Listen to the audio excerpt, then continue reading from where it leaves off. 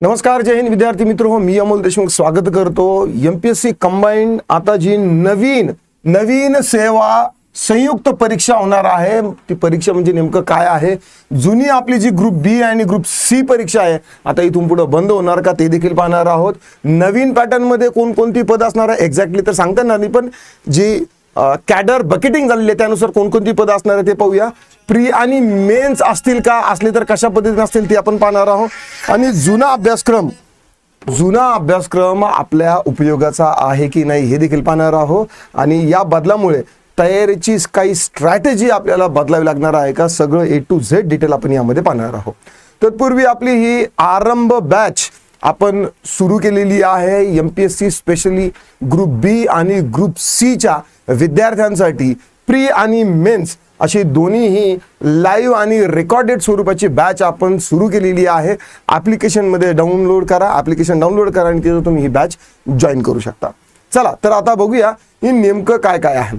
आता नवीन MPSC combine परीक्षा जी येणार आहे तर त्याचा नवीन पॅटर्न काय आहे ते देखील आपण थोडंसं समजून घेऊ.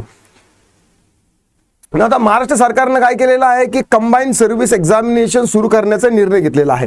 नवीन सेवा संयुक्त परीक्षा काल आपण ज्यावेळेस लाईव्ह घेतलं तर त्यावेळेस सगळ्यांना समजलं की नवीन ज्या आहेत ना तर त्या परीक्षा कंबाईनच्या होणार आहे ना. आता यावरती बऱ्याचशा शिक्षकांनी व्हिडिओ पण घेतलेले असतील, कदाचित त्यांना लवकर तर कळालं नसतं, पण ठीक आहे, बरं झालं ChatGPT नोटबुक LM वापरून PDF PPT तयार केल्या, नाही तर त्यांचं डोकं चाललं नसतं. आणि ज्यावेळेस तुम्ही नोटबुक LM टाकताना इथलं नोटबुक LM काढत जा राजांनो.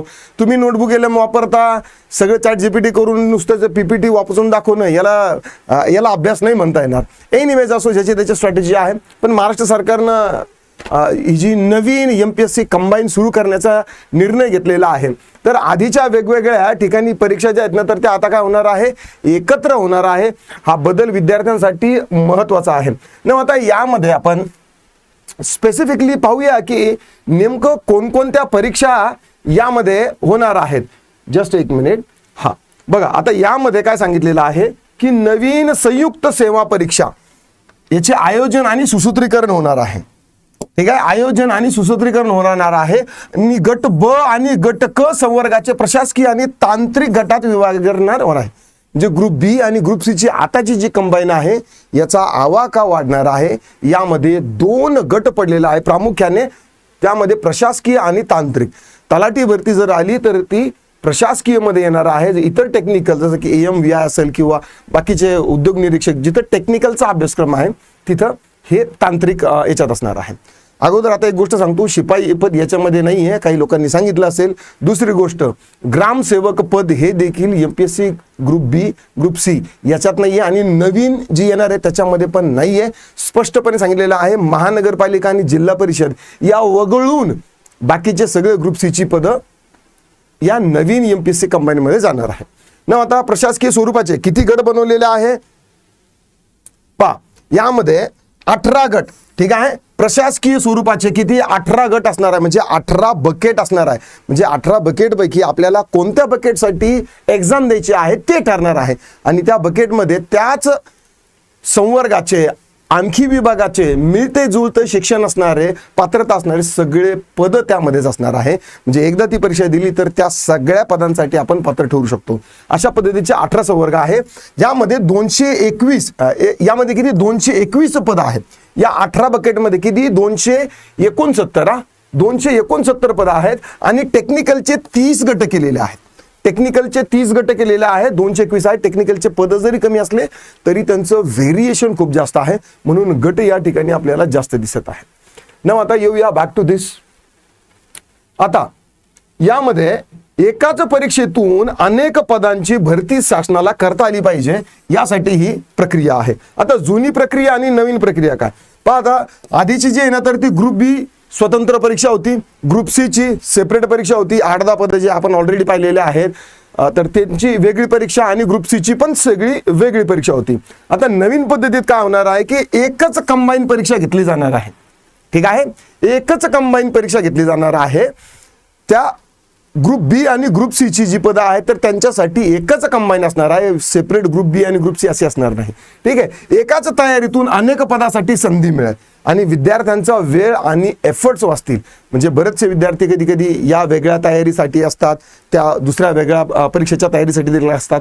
त्यांचा वेळ, टाइम, मनी, एनर्जी आणि सगळ्यात महत्त्वाचं एक तर हे अकॅडमीवाले ना इतके लुटायला लागले तर ती लूटमार तरी कमी होईल, मला याच्यावरती विश्वास आला आता ना. आता आणखी कंबाईन परीक्षा म्हणजे काय? कंबाईन परीक्षा म्हणजे काय की एकाच परीक्षेद्वारे विविध पदाची निवड प्रक्रिया एकाच एक्झाम मधून होणार आहे.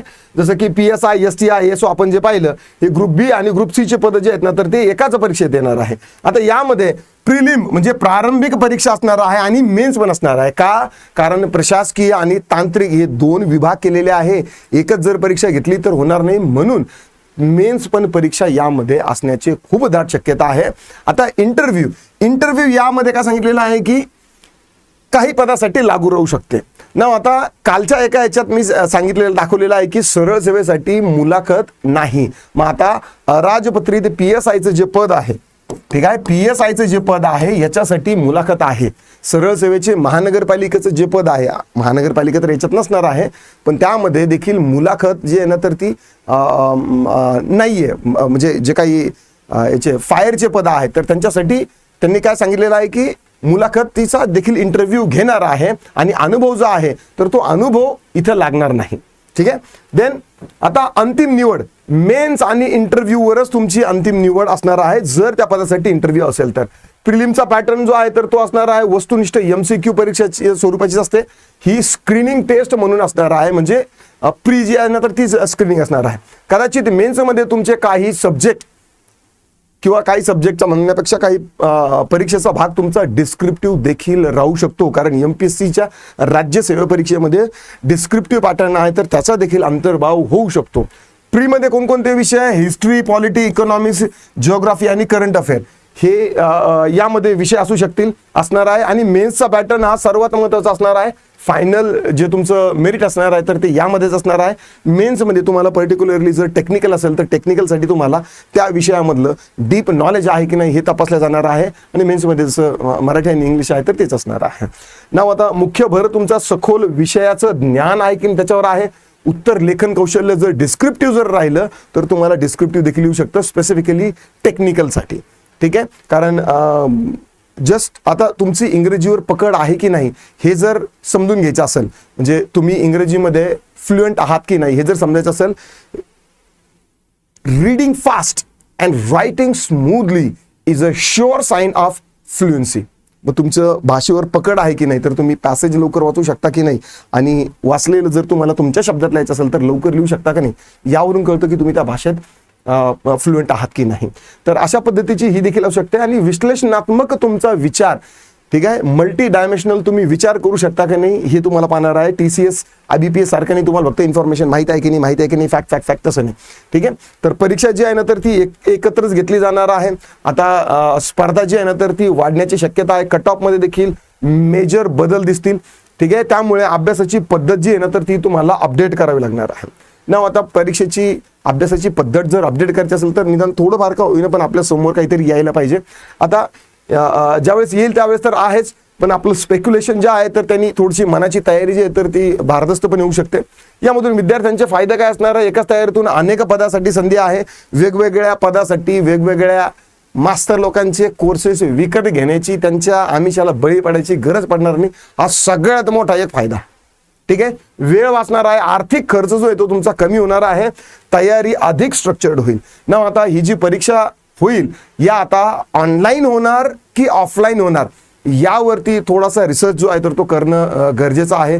कारण ऑनलाईन परीक्षा जर होणार असतील आणि त्यातल्या त्यात MPSCने या अगोदर ऑनलाईन परीक्षा फक्त TCS मार्फतच घेतलेल्या आहेत आणि परत जर TCS कडे गेलं तर ट्रान्सपरन्सीवरती नक्कीच थोडासा डाऊट विद्यार्थी घेऊ शकतात. एनिवेज, घोडा मैदान काही दूर नाही आहे. काही दिवसामध्ये आपल्यासमोर आणखी ग्लिम्स जे आहेत तर ते यायला लागतील. आणखी माहिती मी तुमच्यासोबत नक्कीच घेऊन येणार आहे. या नवीन सेवा संयुक्त परीक्षेमध्ये नेमकं आणखी कधीपासून सुरू होऊ शकतात, काय होऊ शकतात यावरती मी एक व्हिडिओ सिरीज घेणार आहे. So if you are interested in cracking this new combine exam, subscribe to the channel, and yes, let me know in the chat box or in the comments whether you like this video or not. This is all for this video. I'll see you soon in the next video. Till then, Ram Ram.